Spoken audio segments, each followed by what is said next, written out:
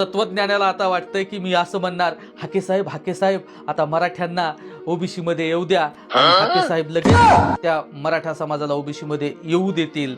तर हा तत्वज्ञानी कोण आहे, एकदा हा व्हिडिओ बघा. श्रीयुत लक्ष्मण हाके यांनी 1 सप्टेंबरला मुंबईत आंदोलन जाहीर केले. त्या आंदोलनामध्ये मी सुद्धा सहभागी होणार आहे, कारण माझ्याकडे सुद्धा ओबीसीचं प्रमाणपत्र आहे.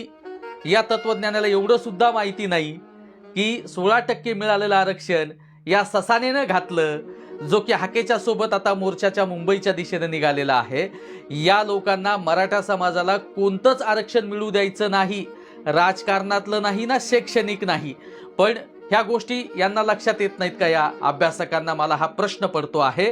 कारण कशाचे अभ्यासक स्वतःला म्हणून घेता तुम्ही, आणि आज म्हणतात की माझं ओबीसी सर्टिफिकेट आहे आणि म्हणून मी आता ओबीसीच्या मोर्चाला जाणार 1 सप्टेंबरला मुंबईमध्ये. 29 तारखेला मनोज जरांगे पाटील यांचं सुद्धा आंदोलन आहे, त्या आंदोलनाबद्दल शब्द बोलला नाही. पण ते आता कुठं माननीय हाके साहेब यांच्या मोर्चाला जाणार आहेत.